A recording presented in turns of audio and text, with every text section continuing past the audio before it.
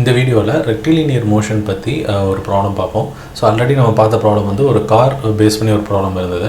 இதில் வந்து ஒரு ட்ரெயினோட ட்ராவல் வச்சு ஒரு ப்ராப்ளம். ஸோ ஒரு ட்ரெயின் வந்து ஏலேருந்து பாயிண்ட் டி வரைக்கும் ட்ராவல் ஆகுது. ஸோ அது ஒவ்வொரு ஸ்டேஜ்லையும் பார்த்தீங்கன்னா ஒவ்வொரு டிஸ்டன்ஸ் இருக்குது. ஏபி, பிசி, சிடி இந்த 3 டிஸ்டன்ஸாக பிரிச்சிருக்காங்க.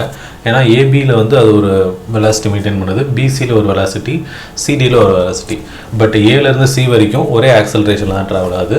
சியிலேருந்து டியில் வந்து அது ஸ்டாப் ஆகிடுது. ஸோ ஏலேருந்து சி வரைக்கும் அதோட ட்ராவல் வந்து க்ரோ ஆகிட்டே இருக்குது. தட் இஸ் வெலாசிட்டி வந்து இன்க்ரீஸ் ஆகிட்டே இருக்குது. சி பாயிண்ட்லேருந்து அதை பிரேக் அப்ளை பண்ணிட்டு டியில் வந்து அதை வந்து க்ளோஸ் பண்ணிடுறாங்க. ஸோ இப்போ நான் கொஷினை ரீட் பண்ணுறேன். Train is travelling from A to D along the track shown in the figure. Its initial velocity at A is 0. The train takes 5 minutes to cover the distance AB, 2250 meter length, and 2.5 minutes to cover the distance BC, 3000 meter in length. On reaching the station C, the brakes are applied and the train stops 2250 meter beyond at D. So find the retardation on CD, the time it takes the train to get from A to D, its average speed for the whole distance. So 3 question நம்ம கேட்டிருக்காங்கன்னா ஏலேருந்து D வரைக்கும் நமக்கு வந்து train travel ஆகுது. ஏலேருந்து C வரைக்கும் பார்த்தீங்கன்னா அது வந்து speed வந்து இன்க்ரீஸ் ஆகிட்டே இருக்குது. சியிலேருந்து டிக்கு வரும்போது அவங்க வந்து டியில் நிப்பாட்டணும் அப்படிங்கிறதுக்காக சியிலேருந்து ரிட்டர்டேஷன் ஃபாலோ பண்ணுறாங்க. ரிட்டர்டேஷன்னா பிரேக்ஸ் அப்ளை பண்ணி ஸ்பீடை வந்து குறைக்கிறாங்க. ஸோ இந்த சிடியில் இருக்க ரிட்டர்டேஷன் எவ்வளோ அப்படின்னு கேட்குறாங்க.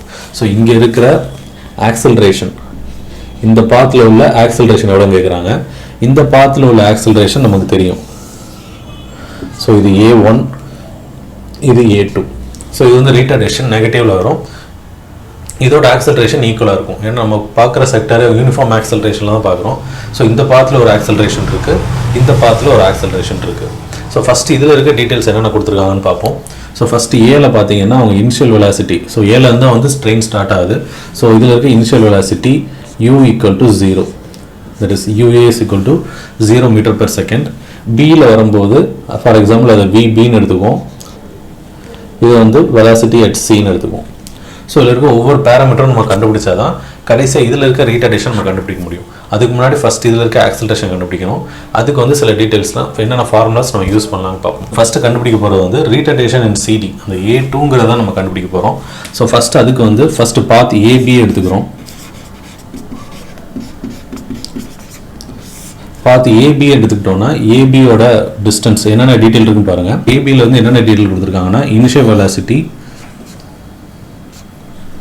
U0, அடுத்து டைம் டேக்கன் T வந்து 5 minutes, அதாவது 300 seconds.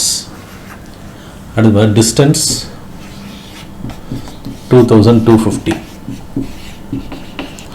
அடுத்து ஃபைனல் வெலாசிட்டி V வந்து நமக்கு தெரியாது, கொஷின் மார்க். ஸோ இதில் நமக்கோட எய்ம் வந்து இந்த ஆக்சலரேஷன் கண்டுபிடிக்கிறது தான். ஸோ இதுலேயும் ஒரே ஆக்சலரேஷன் தான் இருக்க போகுது, இதுலேயும் ஒரே ஆக்சலரேஷன் தான் இருக்க போகுது. ஸோ இந்த ஆக்சலரேஷன் கண்டுபிடிக்கிறதுக்கு நம்ம என்ன ஃபார்முலா யூஸ் பண்ணலாம்னு பார்க்கணும். ஸோ ஈக்குவேஷன்ஸ் ஆஃப் மோஷனில் எதை யூஸ் பண்ணால் நம்ம சிம்பிளாக செய்ய முடியுதுன்னு பார்க்கணும். ஸோ அதுக்கு ஃபார்முலா வந்து என்ன யூஸ் பண்ணலாம்னா V equal to U plus AT. So இதை யூஸ் பண்ணோம், ஃபஸ்ட்டு யூஸ் பண்ணுறோம் அப்படின்னா நமக்கு V தெரியாது, U வந்து 0 தெரியும், ஏவும் தெரியாது, டியும் தெரியாது. ஸோ அன்னோனே பார்த்தீங்கன்னா நமக்கு 2 அன்னோன் வந்துடுது. ஸோ இதை வச்சு நம்ம ப்ரொசீட் பண்ண முடியாது. ஸோ எஸ்ஸும் இருக்குது. ஸோ அதை யூஸ் பண்ணுற மாதிரி நம்ம ஃபார்முலா யூஸ் பண்ணணும். So S equal to UT plus half AT square. So இப்போ இந்த ஃபார்முலா யூஸ் பண்ணிங்கன்னா TS U எல்லாமே தெரியும், A மட்டும்தான் தெரியாது. ஸோ இதை அப்ளை பண்ணணும். 2250, U வந்து 0, ஸோ இந்த டேர்ம் கேன்சல் ஆயிரும், plus half into A, T வந்து பார்த்தீங்கன்னா 300. ஸோ இதை யூஸ் பண்ணிங்கன்னா A is equal to 0.05 meter per second square. So இந்த ட்ரெயின் வந்து A to C பாத்தில் வந்து 0.05 மீட்டர் per செகண்ட் ஸ்கொயரோட ஆக்சலரேஷனில் வந்து மூவ் ஆகுது. ஸோ நம்ம இதில் பார்த்தீங்கன்னா நமக்கு அல்டிமேட்டாக இன்னும் தேவைன்னா VB வந்து நமக்கு வேணும். இது தெரிஞ்சால் தான் இந்த பாத்தோட VC கண்டுபிடிக்க முடியும், தட் இஸ் ஃபைனல் வெலாசிட்டி கண்டுபிடிக்க முடியும். அல்டிமேட் எய்ம் வந்து இந்த ரிட்டர்டேஷன் கண்டுபிடிக்கிறது தான்.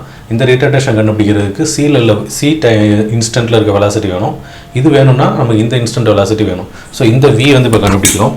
So V is equal to U plus AT. இந்த ஃபார்முலா யூஸ் பண்ணோம்னா V is equal to U0 plus A வந்து 0.05 into 2000 0.05 into 300 seconds. So V ஓட value meter per second. So இந்த ரெண்டு வேல்யூ வந்து இந்த ஈக்குவேஷன்ல இருந்து நம்ம கண்டுபிடிச்சிட்டோம். ஸோ அடுத்து பார்த்தீங்கன்னா பாத் பிசி வந்து கன்சிடர் பண்ணுவோம். பிசி கன்சிடர் பண்ணும்போது நமக்கு அதே விஷயம் தான். எஸ் தெரியும், இந்த பாத்தோட initial velocity VB that is 15 metre per second தெரியும். அதே மாதிரி மற்ற டிஸ்டன்ஸ் டைம் தெரியும். ஸோ அதே மாதிரி இங்கே இருக்க ஆக்சலரேஷன் நமக்கு தெரியும். ஸோ அதை வச்சு என்ன பண்ணிடலாம், இதோட ஃபைனல் வெலாசிட்டி விசி கண்டுபிடிச்சிடலாம். ஸோ எப்படி பண்ணலாம்னா v equal to u plus a t. So both பிசியை பொறுத்தவரை வந்து இதான் வந்து இனிஷியல் வெலாசிட்டி. ஸோ நம்ம ஆல்ரெடி கண்டுபிடிச்சிருக்கோம் 15 மீட்டர் பர் செகண்ட். 15. ஸோ பிசியை பொறுத்தவரை இதான் வந்து initial velocity u. It is u. So இங்கே வந்து 15 மீட்டர் பர் செகண்ட் வரும். ஃபைனல் வெலாசிட்டி நமக்கு தெரியாது, அதான் கண்டுபிடிக்க போகிறோம். ப்ளஸ் ஏ வந்து 0.05 இன்ட்டு டைம் டேக்கன் வந்து 2.5 மினிட்ஸ். So 2.5 மினிட்ஸ்னால் 150 seconds. ஸோ இப்போ ஃபைனல் வெலாசிட்டி ஆஃப் 22 பாயிண்ட் பிசியில் இருந்து நம்ம 22.5 மீட்டர் பர் செகண்ட் அப்படிங்கிறத கண்டுபிடிச்சிட்டோம். ஸோ இதுதான் வந்து 22.5. ஸோ நம்ம ஃபஸ்ட்டு இனிஷியலாக என்ன பண்ணோம்னா இனிஷியல் வெலாசிட்டி யூஏ 0 இருந்தது. ஸோ ட்ரெயின் வந்து 0.05 மீட்டர் பர் செகண்ட் ஸ்கொயரில் ஆக்சலரேஷனில் மூவ் ஆகும்போது இதோட இந்த இடத்துல வெலாசிட்டி வந்து 15 மீட்டர் பர் செகண்ட் ஆகுது. அடுத்து அதே ஆக்சலரேஷனில் கன்டினியூ பண்ணும்போது 3000 மீட்டர் 3 கிலோமீட்டர்ஸ் தாண்டி 22.5 மீட்டர் பர் செகண்டில் வந்து நிற்கிது. ஸோ பாயிண்ட் சியிலேருந்து அது என்ன ஆகுதுன்னா பிரேக் பிடிச்சி ஸ்டாப் பண்ண போகிறாங்க. அதாவது வந்து பாயிண்ட் சிடியோட ஒர்க் வந்து டியில் வந்து பிரேக் ஆக போகுது. ஸோ டியில் வந்து நிற்க போகுது, ரெஸ்ட்டில் நிற்க போகுது அப்படின்னா அந்த இடத்துல இருக்க velocity 0. That is velocity at T equal to 0. So அடுத்து வந்து பாத் சிடி வந்து நம்ம யூஸ் பண்ண போகிறோம். பாத் சிடி பார்க்கும்போது நமக்கு ஆல்ரெடி தெரியும் initial velocity 22.5 metre second, final velocity 0, distance தெரியும், டைம் டேக்கன் வந்து நமக்கு தெரியாது. ஸோ டைம் டேக்கன் இல்லாமல் நம்ம எந்த ஃபார்முலா யூஸ் பண்ணலாம் அப்படின்னு பார்க்கலாம். இப்போ வந்து வி தெரியும், யூ, ஏ, டி தான் நமக்கு தெரியாது, ஏவும் தெரியாது. ஸோ இந்த ஃபார்முலா நம்ம யூஸ் பண்ண முடியாது. டைமும் நமக்கு தெரியாது, ஆக்சலரேஷனும் தெரியாது. அப்படின்னா நம்ம வந்து இது ரெண்டு இன்வால்வ் ஆகாத ஃபார்முலா வேறு என்ன இருக்குன்னு பார்க்கணும். ஸோ இப்போ V square equal to U square plus 2ஏஎஸ். ஸோ இந்த ஃபார்முலாவில் பார்த்தீங்கன்னா நமக்கு டைம்ங்கிற பேராமீட்டர் வரல, final velocity, initial, distance, acceleration இந்த 3 தான் நமக்கு வருது. ஸோ இப்போ இதை அப்ளை பண்ணோம்னா வி ஸ்கொயரோட ஃபார்முலா வேல்யூ வந்து ஃபைனல் வெலாசிட்டி இங்கே 0. So 0 equal to 22.5 square plus 2 into A தெரியாது, டிஸ்டன்ஸ் வந்து 2250. ஸோ இதை அப்ளை பண்ணோம்னா நமக்கு ஆக்சலரேஷனோட வேல்யூ வந்து -0.1125 மீட்டர் பர் செகண்ட் ஸ்கொயர் வருது. ஸோ ஏன் நெகட்டிவில் வருதுன்னா இது வந்து ரிட்டார்டேஷன். ஸோ ஸ்பீடு வந்து நம்ம பிரேக் அப்ளை பண்ணுறோம். ஸோ 0.0125 ஒவ்வொரு செகண்டுக்கும் 0.1125 மீட்டர் பர் செகண்ட் வெலாசிட்டி வந்து கம்மி பண்ணிகிட்டே வந்து ஃபைனலாக டியில் வந்து அது 0 ஆயிடுது. ஸோ ஃபஸ்ட்டு பார்ட் முடிஞ்சது. ஸோ அடுத்தவங்க என்ன கேட்குறாங்க அப்படின்னா இந்த பாத்தில் இருக்க டைம் டேக்கன் கண்டுபிடிச்சு டோட்டல் டைம் டேக்கன் எவ்வளோ அப்படின்னு கேட்குறாங்க. டோட்டல் டைம் டேக்கன் எவ்வளோன்னு பார்த்தீங்கன்னா T equal to T1 plus T2 plus T3. So இதை யூஸ் பண்ணோம். நமக்கு T1 T2 தெரியும். T3 கண்டுபிடிக்கிறதுக்கு நம்ம V equal to U plus at இந்த ஃபார்முலா யூஸ் பண்ணோம்னா நமக்கு இந்த பாத்தோட டைம் டேக்கன் கண்டுபிடிச்சிடலாம். ஸோ இந்த பாத்தோட ஃபைனல் வெலாசிட்டி வந்து 0.5 ப்ளஸ் ஆக்சலரேஷன் வந்து பார்த்தீங்கன்னா இப்போ கண்டுபிடிச்சிருக்கோம் 0.1125 இன் மைனஸ் இன்டூ டி. வந்து டைம் டேக்கன் வந்து எப்படி கண்டுபிடிக்கிறோம்னா V equal to U plus at இந்த ஃபார்முலா வச்சு கண்டுபிடிக்கிறோம். ஸோ இந்த ஃபார்முலா பார்த்தீங்கன்னா இனிஷியல் வெலாசிட்டி வந்து 22.5, ஃபைனல் வெலாசிட்டி V வந்து 0, ஏன்னா டியில் வந்து அது ஸ்டாப் ஆயிடுது.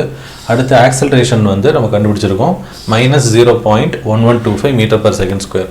ஸோ இதெல்லாம் அப்ளை பண்ணோம் அப்படின்னா time taken for train travel from C to D, சியில் பிரேக் அப்ளை பண்ணி டியில் இப்போ நிப்பாட்டுறதுக்கு எவ்வளோ நேரம் ஆகுதுன்னு பார்த்தீங்கன்னா 3.33 மினிட்ஸ். அடுத்து பார்த்தீங்கன்னா average velocity of the vehicle.